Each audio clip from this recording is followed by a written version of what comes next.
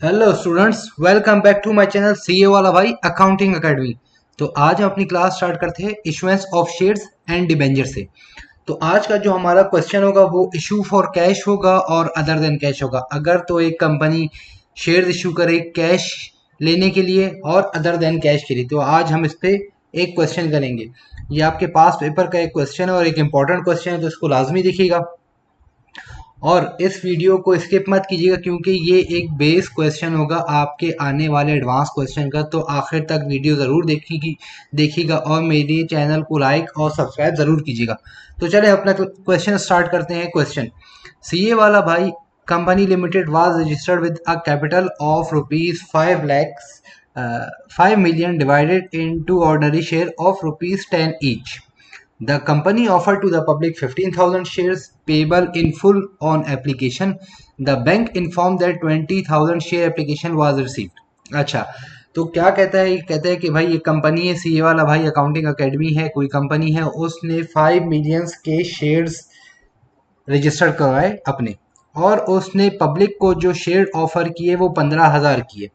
फिर 15,000 जब उसने शेयर ऑफर किए तो भाई शेयर्स ऑफर करने के लिए बैंक्स को अप्रोच करना पड़ता है कि यार हमारे शेयर्स सेल करवा दो। तो बैंक ने इन्फॉर्म कर दिया कि यार आपकी कंपनी अच्छी है, तो लोगों ने 15,000 की जगह 20,000 शेयर्स की एप्लीकेशन के पैसे दे दिए। आगे बढ़ते हैं।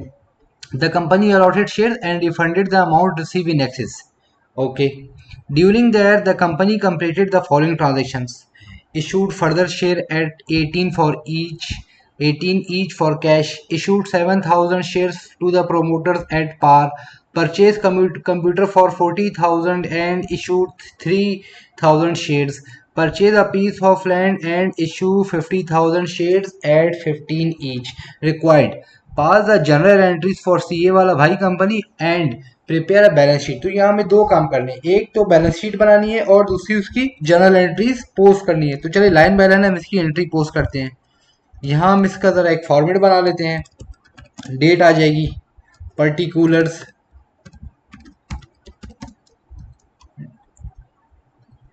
डेबिट और क्रेडिट, और यहाँ आपका एक रेफरेंस कॉलम भी खोल देते हैं हम। इसको आप कोई भी नाम दे सकते हैं और ये आपका रेफरेंस कॉलम होगा। तो ट्रांजेक्शन नंबर 1 में क्या हुआ है भाई? ट्रांजेक्शन नंबर 1 में बोलता है कि बैंक को आपके 20,000 शेयर्स के पैसे रिसीव हुए। तो बैंक हमारे पास डेबिट कितने से? 20,000 मल्टीप्लाई बाय 10। ओके, तो ये आपकी अमाउंट बन गई 2 लाख।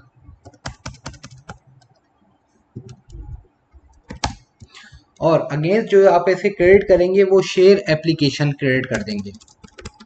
शेयर एप्लीकेशन क्रेडिट, क्योंकि अभी तक शेयर अलॉट नहीं हुए, सिर्फ हमें एप्लीकेशन रिसीव हुई है, तो शेयर एप्लीकेशन क्रेडिट 2 लाख से। फिर हमने क्या किया, बैंक ने क्या किया, बैंक ने 15,000 शेयर अलॉट कर दिए और जो अमाउंट थी वो एक्सेस वो रिफंड कर दी। तो एंट्री नंबर 2 में बैंक ने क्या किया या कंपनी ने क्या किया, कंपनी ने शेयर एप्लीकेशन डेबिट कर दी। मतलब जिन लोगों से हमने ज़्यादा पैसे ले लिए थे या जिन बंदों को हम शेयर्स अलॉट नहीं कर सके उनका पैसा हम उनको वापस करें। वो कितने थे? 5,000 इंटू 10, तो ये अमाउंट हो गया आपकी 50,000 और आपने बैंक को क्रेडिट कर दिया कितने से? 50,000 से, क्योंकि 5,000 के शेयर्स थे, 5,000 शेयर्स थे और उनकी प्राइस थी 10 रुपीज़। तो ये 50,000 से आपका शेयर एप्लीकेशन डेबिट हो गया और बैंक क्रेडिट हो गया। अब चूंकि हमने शेयर अलॉट जो किए है वो 15,000 शेयर अलॉट कर दिए, तो थर्ड एंट्री हमारी बनेगी शेयर एप्लीकेशन डेबिट 15,000 इंटू 10, तो ये 1.5 लाख।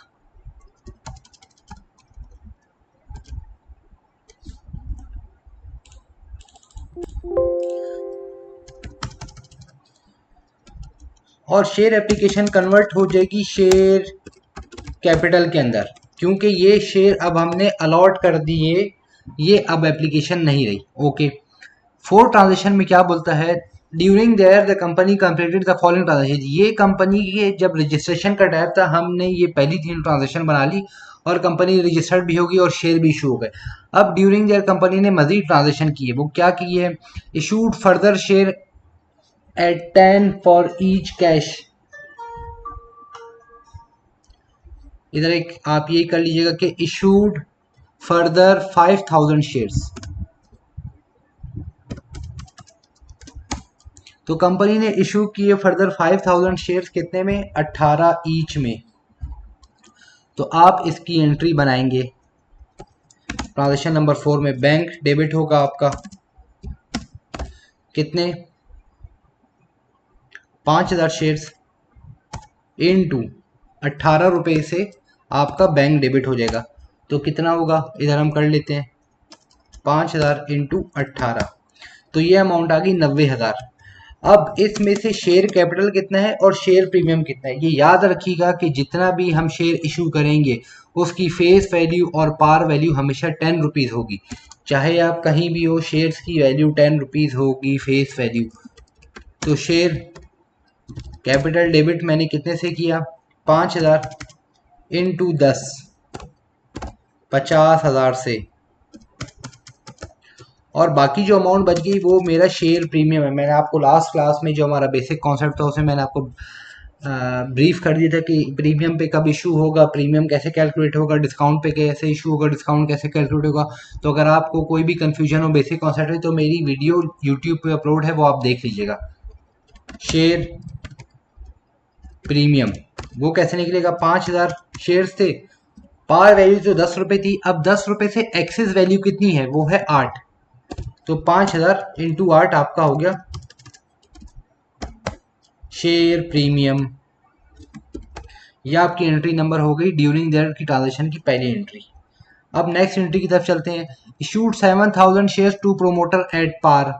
हमने मजीद कुछ शेयर इशू किए प्रोमोटर को, तो बैंक डेबिट हुआ मेरा पार पे वैल्यू इशू की 7000 इंटू 10, तो ये अमाउंट आ गई 70,000 और मैंने शेयर कैपिटल को स्ट्रेट क्रेडिट कर दिया 70,000 से। नेक्स्ट ट्रांजेक्शन की तरफ चलते हैं। ट्रांजेक्शन नंबर 6 हमारी नेक्स्ट ट्रांजेक्शन क्या है, purchase a computer for 40,000 and issued 3,000 shares. पहले तो हम कैश के अगेंस्ट शेयर इशू करते हैं, मगर फर्स्ट टाइम हमने कोई एसेट लिया है उसके अगेंस्ट शेयर इशू किए। तो आपने कंप्यूटर परचेज किया है तो कंप्यूटर डेबिट कर देंगे सिंपल, कितने से, जो उसकी कॉस्ट वैल्यू होगी, जो उसकी फेयर वैल्यू होगी। क्योंकि हमने कंप्यूटर खरीदा है 40,000 का, कंप्यूटर की प्राइस है 40,000, तो मैं 40,000 से कंप्यूटर को डेबिट कर दूंगा। मैंने उसके अगेंस्ट शेयर कितने इशू किए, मैंने उसके अगेंस्ट शेयर इशू किए 3,000।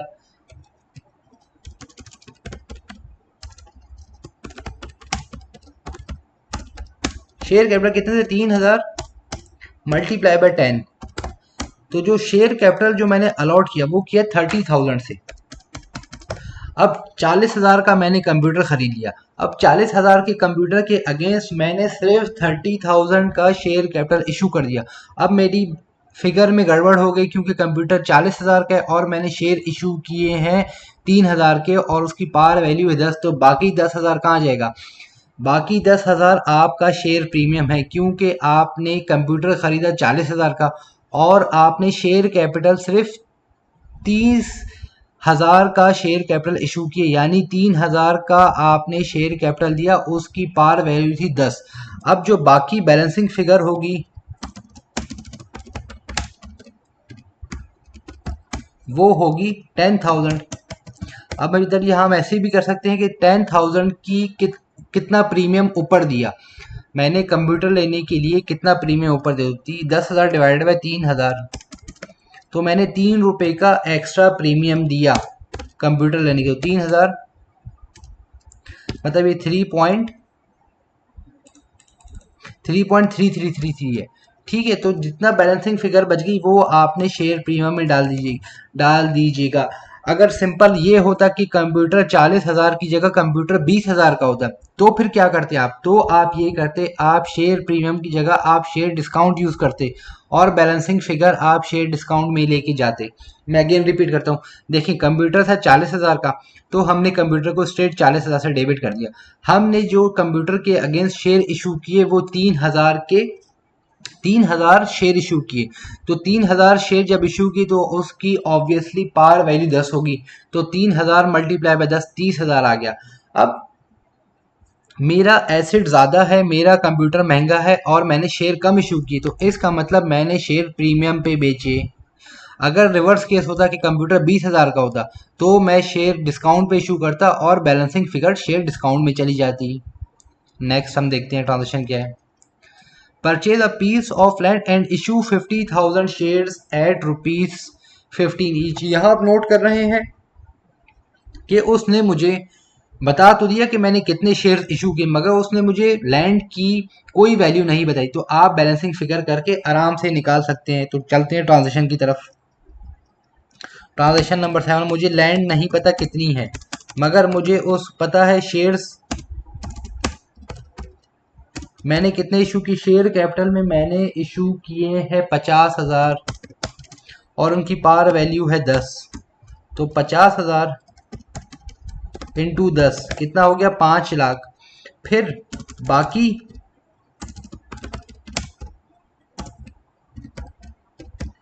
अब चूंकि मैंने 50,000 शेयर इशू किए कितने में, 15 में, तो 10 रुपए तो आपका शेयर कैपिटल में चला गया, तो 5 रुपए आपका शेयर प्रीमियम में चला जाएगा।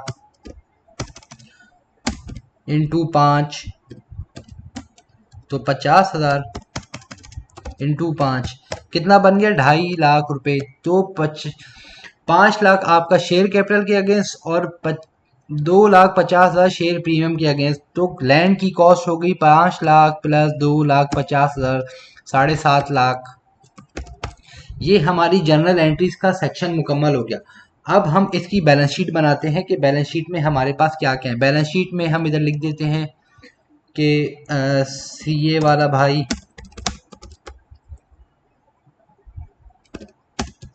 कंपनी, और उसकी हम लिख देते हैं बैलेंस शीट। अच्छा, इसके डिफरेंट डिफरेंट फॉर्मेट थे, तो मैं आपको पहले 2 कॉलम फॉर्मेट्स में नहीं, डायरेक्ट स्ट्रेट हम चलेंगे। एसेट्स, अब एसेट्स में देखेंगे हमारे पास बैंक में कितने पैसे आए और कितने पैसे गए। बैंक में देखिए सबसे पहले मेरे पास आए 2 लाख, फिर 2 लाख में से मैंने 50,000 वापस कर दिए। फिर उसके बाद देखिए मेरे पास 90,000 आए। फिर और देखते हैं हम, 90,000 आए, उसके बाद मेरे पास 70,000 आए। फिर मेरे पास कितने आए, फिर मेरे पास कुछ भी नहीं आया। तो ये मेरे पास बैंक का बैलेंस हो गया कितना, 2 लाख माइनस 50,000 प्लस 90,000 प्लस 70,000। तो ये मेरे पास बैंक का बैलेंस 3,10,000 आ गया। अगेन कैलकुलेट कर लेते हैं।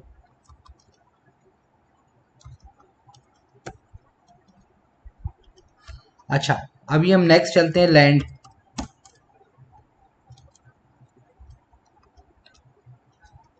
मेरे पास नेक्स्ट है कंप्यूटर। कंप्यूटर मेरे पास है 40,000 का।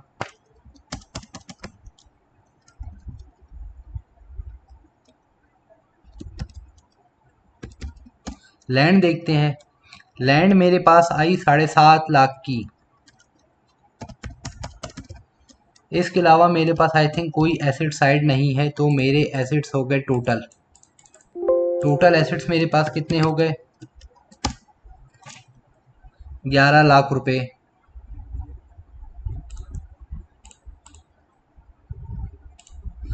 अब मैं चलता हूं अपने इक्विटी की तरफ। इक्विटी में अथोराइज शेयर कैपिटल मेरे पास कितने है, मैंने इशू किया था 5 मिलियन। तो अथोराइज शेयर कैपिटल सिर्फ प्रेजेंटेशन के लिए होता है, उसका बैलेंस शीट में कोई काम नहीं होता, आप सिर्फ उसको एज अ प्रेजेंटेशन लिखते हैं। तो 5 मिलियन डिवाइडेड बाय 10, तो अथोराइज शेयर कैपिटल आपके पास इस टाइम है 5 lakh. 5 lakh authorise share capital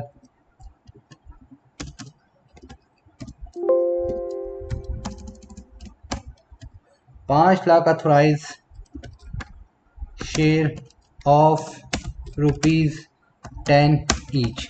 ये आपने बस लिख दिया और आपका प्रेजेंटेशन होगी। अब हम नेक्स्ट चलते हैं issued subscribe and paid up capital.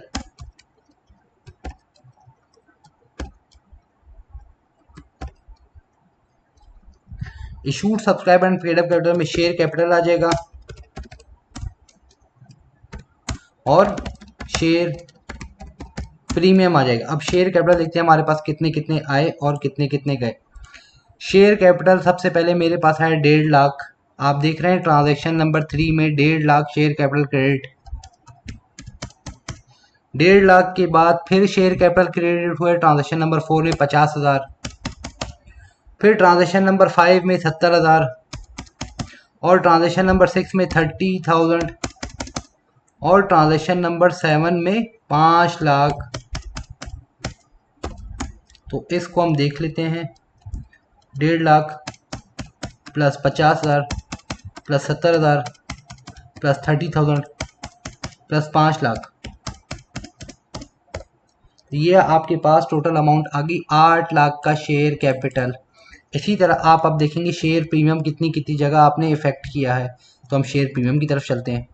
Transaction number 1 में कोई शेयर प्रीमियम का अकाउंट नहीं है। ट्रांजेक्शन नंबर 2 में कोई शेयर प्रीमियम का अकाउंट नहीं है। ट्रांजेक्शन 3 में भी मेरे पास शेयर प्रीमियम कोई नहीं है। हाँ, ट्रांजेक्शन 4 में 40,000 का शेयर प्रीमियम है। ट्रांजेक्शन नंबर 6 में 10,000 का है। एंड ट्रांजेक्शन नंबर 6 के बाद मेरे पास ट्रांजेक्शन नंबर 7 में 2.5 लाख का है। तो ये मेरा शेयर प्रीमियम हो गया। अब हम इनको ऐड कर लेते हैं। 40,000 प्लस 10,000 प्लस 2.5 लाख, तो टोटल इक्विटी मेरे पास हो गई, वो कितनी हो गई? आप देख रहे हैं हमारा बैलेंस शीट टैली हो गई है। हमारे बैलेंस शीट में टोटल एसेट्स 11 लाख और टोटल इक्विटी भी हमारे पास 11 लाख है। आज के लिए इतने ही, मिलते हैं अगली क्लास में। अगर आपको मेरा ये क्वेश्चन, मेरी वीडियो सब अच्छी लगी और आपको समझ आई तो ज़रूर शेयर और सब्सक्राइब कीजिएगा। तब तक अपना ख्याल रखिएगा। मिलते हैं अगली क्लास में। अल्लाह हाफ़िज़।